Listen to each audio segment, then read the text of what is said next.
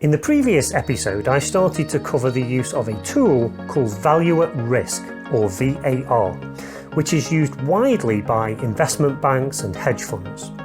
I've looked at how this might apply to us as retail traders and the advantages of doing so.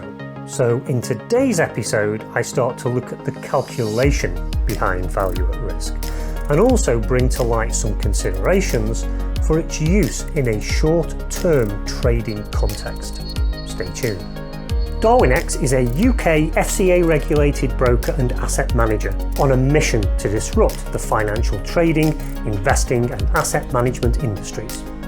If you're a talented trader looking to attract investor capital to your strategies, Darwinex is the fastest way for you to do this. We enable traders to raise third-party investor capital and then charge success fees on high watermark profits. Additionally, Darwinex itself invests in its traders with our seed capital allocation program that allocates up to 90 million euros per year in successful trading strategies. So, if all of that sounds interesting, learn more by clicking on the link here, or you can find further links in the description right below. Now back to today's tutorial. In this and the following episodes, I'll take you through a step-by-step process to calculate value at risk, using both spreadsheet examples and code to help with understanding. And any of the code that I use will also be freely available for you to download and adapt to your own specific requirements. So let's make a start. There are certain metrics that we need to have or be able to calculate in order to then feed into the value at risk calculation. And primarily these are the size of each position in the portfolio, also the volatility of each of those individual positions, and really importantly, the correlation between all of the positions.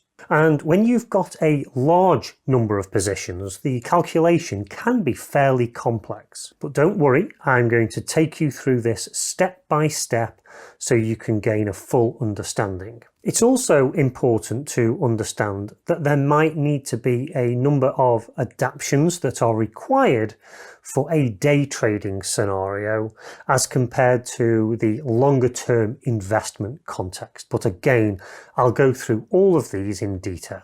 Now, my intention for this new series is that it's very much practical and not just theoretical. That's not to say, of course, that I won't cover the theory. Yes, of course I will. But I want to make it practical so that you can go away and start to investigate these concepts for yourself and make a decision about whether they can improve your overall trading process or not. Now, what I've found is that the majority of material about value at risk usually requires a fairly good understanding of statistical approaches. But I realise, of course, that everyone doesn't have that statistical background.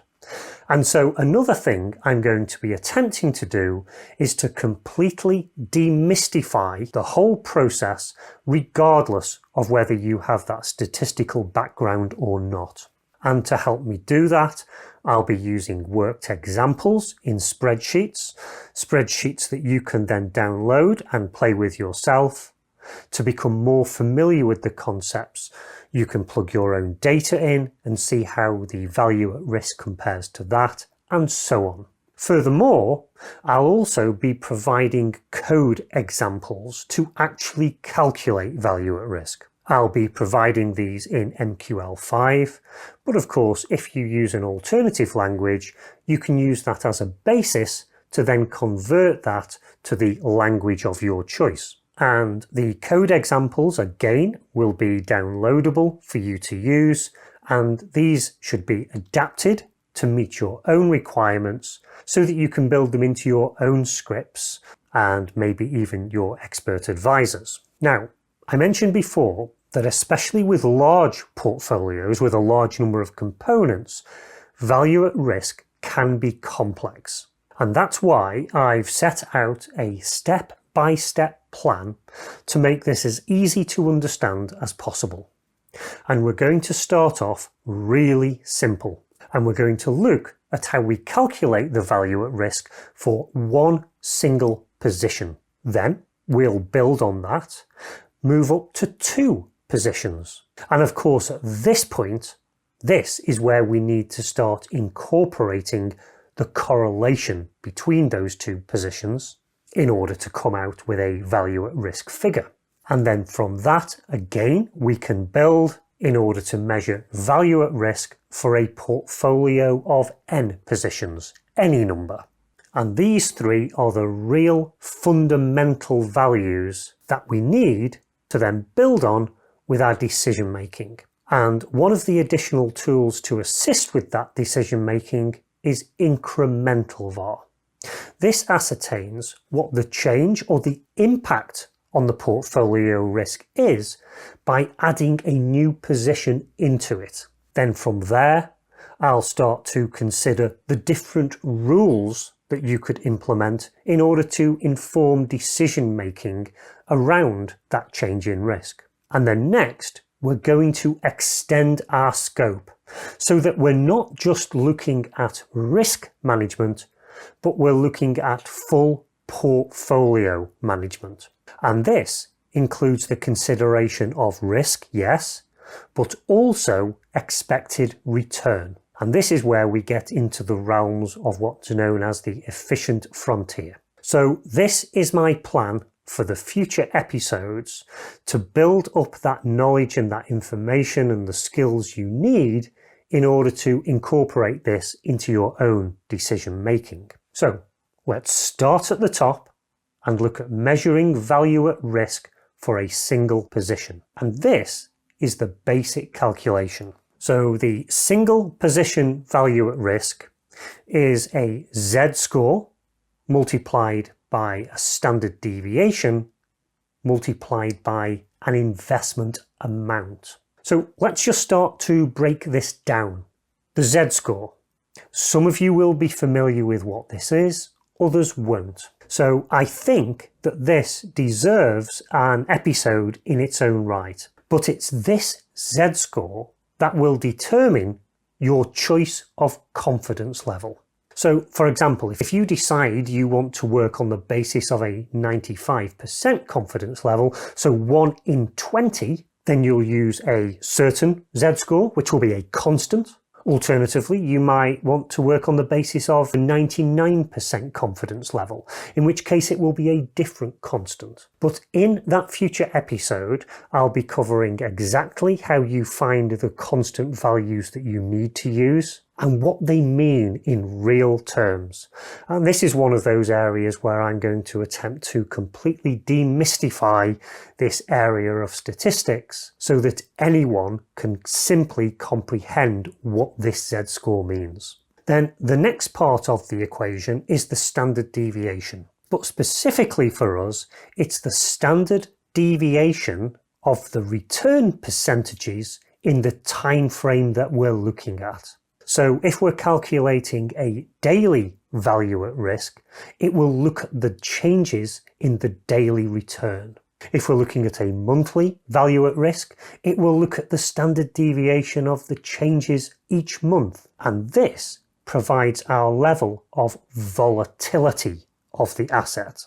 Again, there will be an episode dedicated just to this, where I'll be showing you how the calculation works, give you examples in Excel and also examples in code.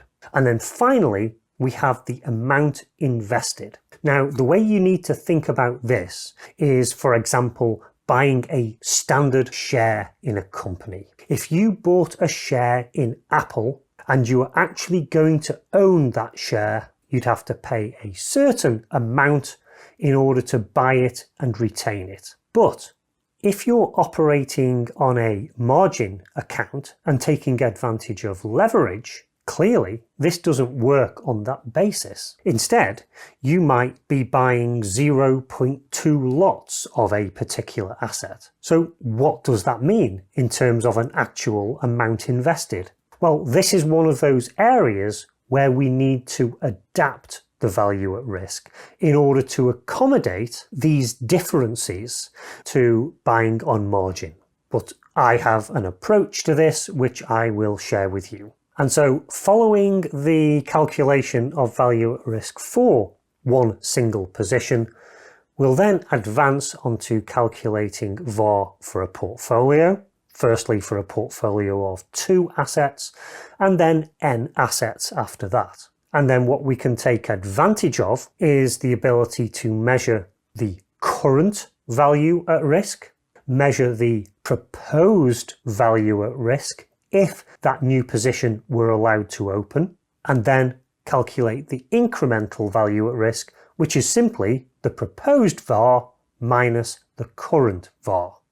And then using this, also in association with a risk threshold, is what will allow us to assess proposed positions, see what happens to the risk, and then take action to either allow that to open or not.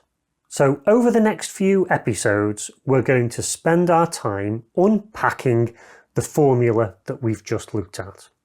We'll spend an episode on standard deviation and volatility. We'll spend an episode on the Z-score and the power of that and how you choose an appropriate Z-score for your own context. And also look at this slight adaptation that we need to make to allow us to convert from lots into actual monetary amounts. And all of these will have spreadsheet and code examples throughout. Now, I always like to ask this, please do give me a like if you've got value from this series so far. And also, I really enjoy reading the comments that many of you put underneath the videos. So now, until next time, trade safe.